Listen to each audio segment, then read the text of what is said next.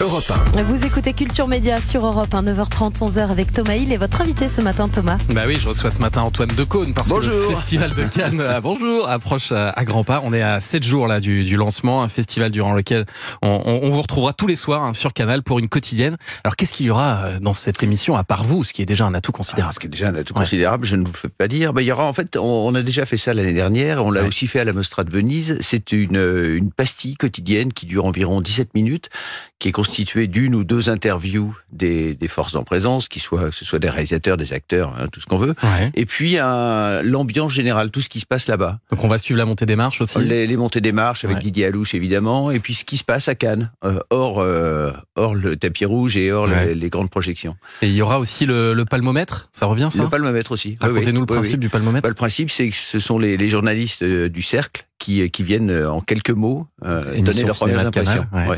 Et qui disent s'il a des chances ou pas d'avoir la palme. Voilà, exactement.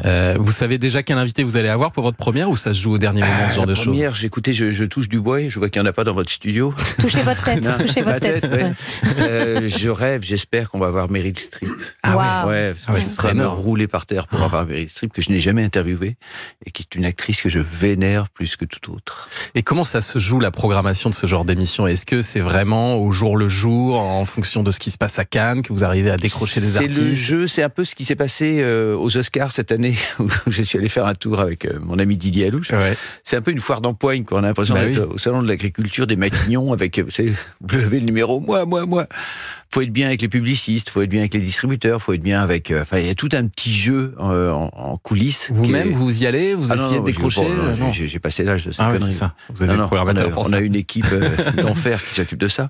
Mais voilà, rien n'est sûr. Rien n'est sûr jusqu'au dernier moment. Et alors, l'année dernière, c'est Anatomie d'une chute de Justine Triet qui avait remporté la fameuse Palme d'Or. Cette année, il y a un film qui est très attendu au festival, c'est Mégalopolis de Francis Ford Coppola, un budget considérable, $100 millions, autour de la destruction, la reconstruction d'une mégalopole. C'est ça, dès que vous détruisez une mégalopole, voilà. $100 millions, je trouve même assez raisonnable. Pas si cher. Ça en fait un des favoris, a priori. Vous en avez d'autres? Je suis très impatient de voir Coppola, moi, évidemment, comme tout le monde, parce que ça fait une éternité qu'on attend un nouveau Coppola. Est-ce que moi j'ai un favori? Est-ce que vous voyez les films en avance, par exemple? Oui, toujours. Là, vous avez déjà un peu vu en avance, non. Ici à Paris, j'ai vu qu'est-ce que j'ai vu? J'ai vu Mad Max et le Kevin Costner. Alors, vous savez, vous devez signer des clauses de confidentialité. Je n'ai pas le droit d'en dire quoi que ce soit. D'accord. Que c'est bien, que c'est pas bien, etc. Mais clignez 2 fois de l'œil si vous avez. Voilà.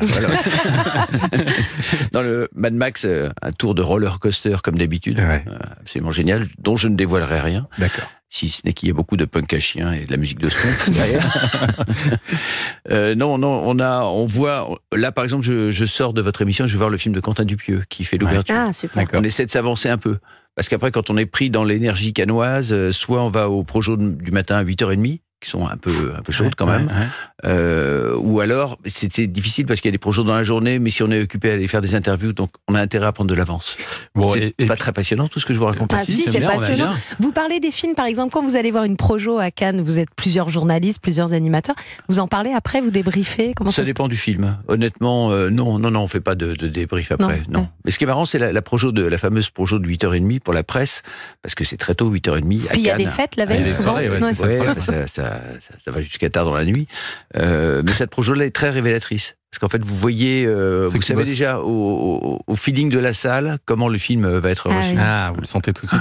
Et puis à Cannes, c'est vrai que ça se passe aussi beaucoup en antenne, dans les soirées. C'est aussi pour ça que tout le monde y va, j'imagine. Est-ce que c'est toujours c'est pas pour ça. Il faut que ce soit clair quand même. Cannes, c'est un marché. C'est-à-dire c'est un endroit où on achète, où on vend des films, où on monte, on fait des montages financiers. Donc c'est pas seulement un festival de pur cinéma comme la Mostra de Venise, c'est un marché. Donc c'est pour ça qu'il y a autant de monde, c'est pour ça qu'il y a autant d'affaires qui se font là-bas et que ça se mélange, que c'est aussi poreux entre la partie artistique des films et la partie financière.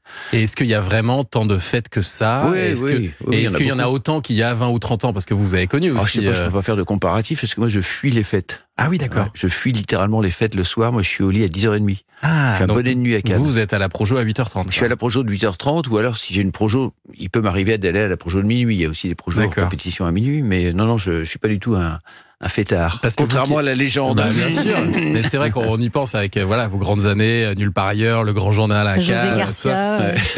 José, nous, on faisait la fête sur le plateau. Nous. Ah oui, c'est ça. Et est-ce que vous êtes nostalgique d'ailleurs de ces grands dispositifs à Cannes ou pas du tout? Non, je crois que c'est voilà, autre temps, autre mœurs, une autre époque. On a complètement changé. Vous savez, nous, à l'époque où on faisait le Nulle part ailleurs sur la plage du Martinez, ça marchait du feu de Dieu. D'ailleurs, Gilles Jacob était pas très content parce que souvent on avait plus de monde devant le plateau qu'au pied des marches. Donc il faisait un peu la gueule.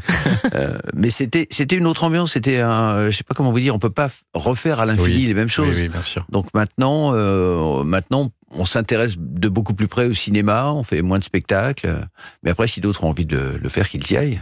Et puis vous le disiez, c'est un peu aussi Cannes, tout ce qui se passe autour de ce monde du cinéma. Le cinéma qui est traversé en ce moment par une vague MeToo puissante. L'ambiance sera forcément un peu particulière cette année à Cannes. Je ne sais pas s'il y a des choses d'ailleurs que vous pouvez aborder, vous, dans les interviews que vous allez faire à Cannes, où vous vous dites non, ça c'est pas pour moi je parle uniquement des films. Qu'est-ce que je pourrais ne pas aborder? La vague MeToo, les accusations. Non, il y a deux choses. Il y a les suspicions. Il y a les mises en accusation. Ensuite, il y a le passage de la justice. Ouais. Moi, tant que les gens ne sont pas condamnés et que c'est juste des rumeurs qui circulent, rien ne m'empêche de parler avec eux et de recueillir leurs impressions à ce sujet. Mais non, je m'interdis rien. Très bien, et on va suivre ça à Cannes 2024, ce sera donc à 20h55, en clair, il faut le préciser aussi, sur Canal, ce sera tous les jours, et puis il y a toujours votre hebdo cinéma aussi, faut voir tous les vendredis sur Canal+. Vous savez d'ailleurs si cette émission sera reconduite à la rentrée? Évidemment, déjà. Je l'annonce officiellement. Évidemment. Elle est reconduite pour les 12 prochaines années. C'est bien ça. Voilà la bonne nouvelle. Ça c'est rare les contrats de 12 ans comme ça, dans les médias, ça se fait de moins en moins.